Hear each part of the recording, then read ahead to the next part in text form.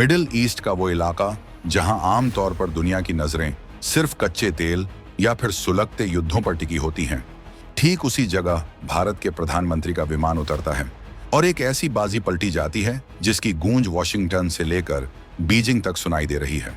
रेगिस्तान की तपती रेत के नीचे तेल नहीं, बल्कि एक ऐसा सफेद सोना दबा पड़ा है जो आने वाले वक्त में किसी भी न्यूक्लियर बम से ज्यादा ताकतवर साबित होने वाला है। आमतौर पर लोग सोचते हैं कि अरब देश मतलब सिर्फ पेट्रोल और डीजल, लेकिन जॉर्डन के पास कुदरत का दिया एक ऐसा नायाब तोहफा है जिसके बिना भारत जैसी विशाल आबादी वाले देश का पेट भरना नामुमकिन हो सकता था। ये सौदा सिर्फ व्यापार का नहीं है, ये भारत की 140 करोड़ जनता की फूड सिक्योरिटी यानी खाने की थाली को सुरक्षित करने का सबसे बड़ा दांव है। जब दुनिया अपनी सरहदों की सुरक्षा में उलझी थी, भारत ने चुपचाप अपनी जमीन की भूख मिटाने का इंतजाम कर लिया। ये वो खजाना है जो दिखता तो मामूली पाउडर जैसा है, लेकिन इसकी अहमियत इतनी है कि अगर इसकी सप्लाई रुक जाए तो दुनिया भर में अनाजों के दाम आसमान छूने लगें और गरीब की रोटी छिन जाए। आखिर क्या है वो रहस्यमयी चीज? क्यों इसे हासिल करने के लिए चीन पिछले 10 सालों से जॉर्डन के चक्कर काट रहा था? और कैसे भारत ने ऐन मौके पर एंट्री मारकर इस पूरे खजाने की चाबी अपनी जेब में रख ली?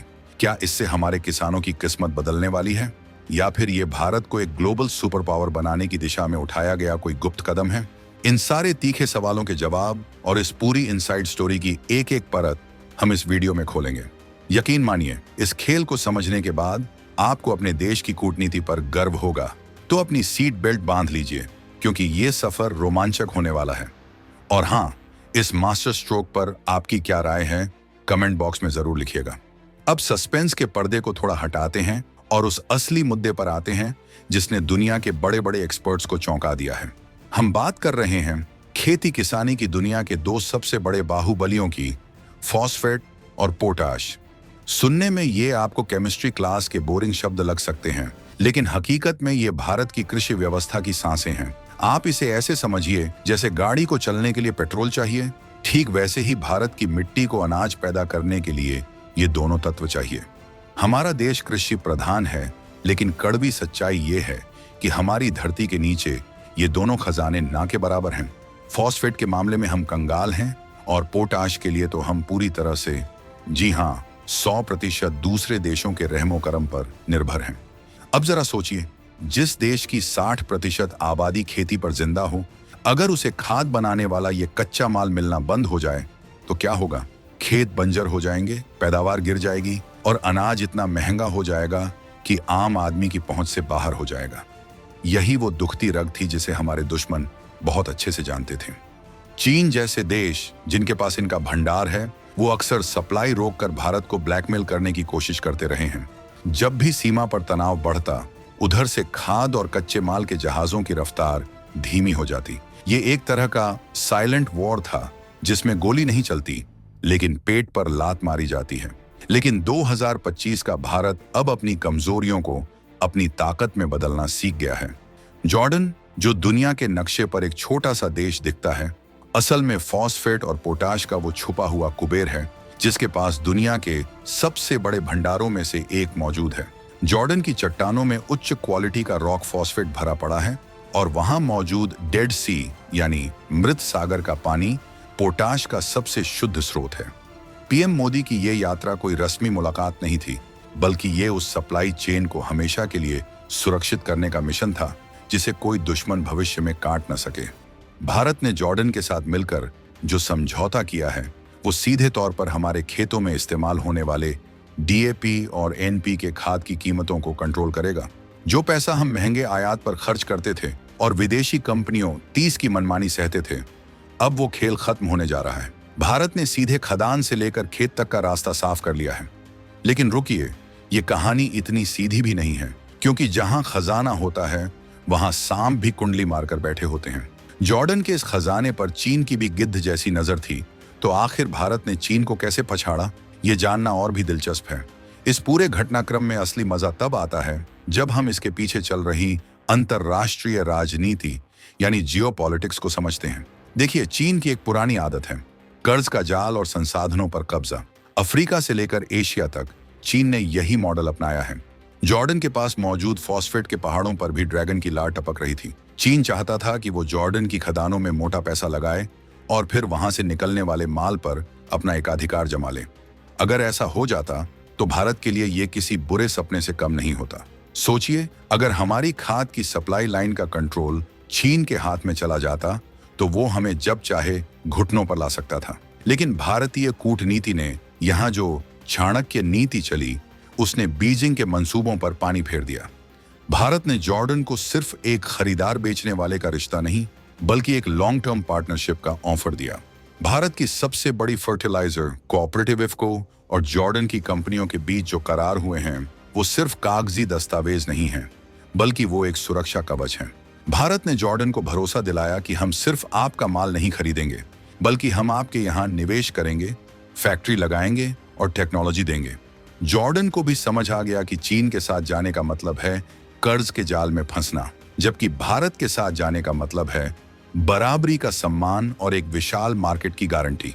क्योंकि भारत दुनिया का सबसे बड़ा खाद्य आयातक देश है, इसलिए जॉर्डन के लिए भारत से बेहतर ग्राहक कोई हो ही नहीं सकता था। पीएम मोदी का वहां जाना इस भरोसे पर मुहर लगाने जैसा था। उन्होंने जॉर्डन के किंग अब्दुल्ला के साथ जो व्यक्तिगत केमिस्ट्री बनाई, उसने इस डील को और भी मजबूत कर दिया। इसे कहते हैं स्ट्रेटेजिक ऑटोनॉमी। अब भारत को अपनी खाद के लिए रूस यूक्रेन युद्ध खत्म होने का इंतजार नहीं करना पड़ेगा, न ही चीन की धमकियों से डरना पड़ेगा। हमने अपने लिए एक वैकल्पिक और भरोसेमंद रास्ता बना लिया है।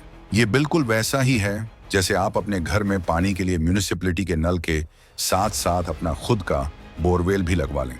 अब म्यूनिसिपैलिटी, ग्लोबल मार्केट पानी दे या न दे, हमारा काम नहीं रुकेगा। जॉर्डन के साथ ये दोस्ती इस बात का सबूत है कि भारत अब अपनी जरूरतों के लिए किसी के सामने हाथ नहीं फैलाता, बल्कि अपनी शर्तों पर दुनिया के साथ डील करता है। और सबसे बड़ी बात, जॉर्डन एक मुस्लिम बहुल देश है। भारत का उसके साथ इतने गहरे संबंध बनाना पाकिस्तान के मुंह पर भी एक करारा तमाचा है, जो हमेशा इस्लामिक देशों के नाम पर भारत के खिलाफ जहर उगलता रहता है। पाकिस्तान देख रहा है कि कैसे अरब देश अब भारत के विकास यात्रा में उसके हमसफर बन रहे हैं, जबकि वो खुद आटे की लाइन में लगा है। लेकिन कहानी अभी खत्म नहीं हुई है। इस डील का असर आपकी और हमारी जेब पर कैसे पड़ेगा, ये जानना सबसे ज्यादा जरूरी है। अब जरा जमीन पर उतरते हैं और देखते हैं कि इस हाई प्रोफाइल डिप्लोमेसी का फायदा हमारे देश के अन्नदाता को कैसे मिलेगा। जब भी अंतर्राष्ट्रीय बाजार में फॉस्फेट या पोटाश की कीमत बढ़ती थी, तो भारत सरकार को खाद पर दी जाने वाली सब्सिडी बढ़ानी पड़ती थी, ताकि किसान पर बोझ न पड़े। इससे देश के खजाने पर लाखों करोड़ का असर पड़ता था।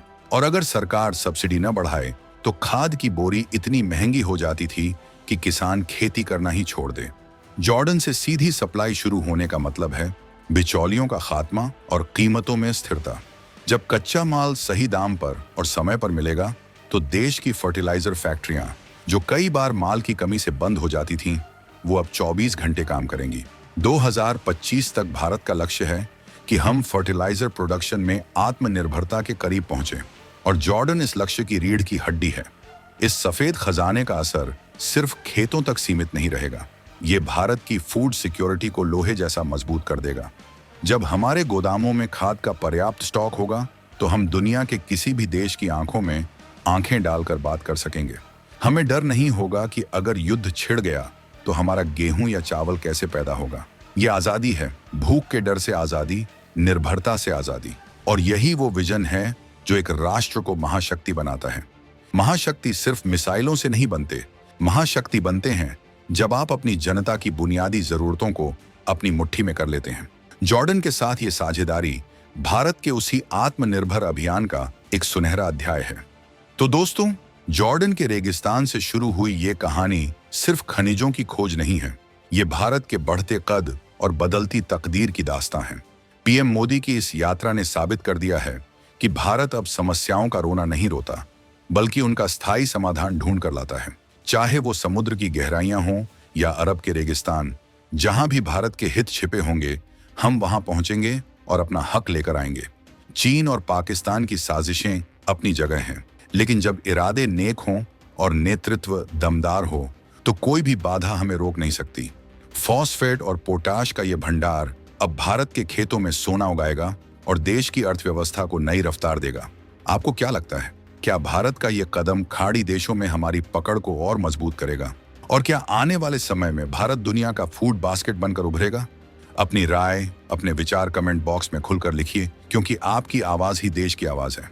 अगर आपको ये जानकारी और हमारा ये बेबाक अंदाज पसंद आया हो तो वीडियो को लाइक करके हमारा हौसला जरूर बढ़ाएं और इसे अपने हर एक दोस्त, हर एक ग्रुप में शेयर करें, ताकि हर भारतीय को इस बड़ी जीत का पता चल सके।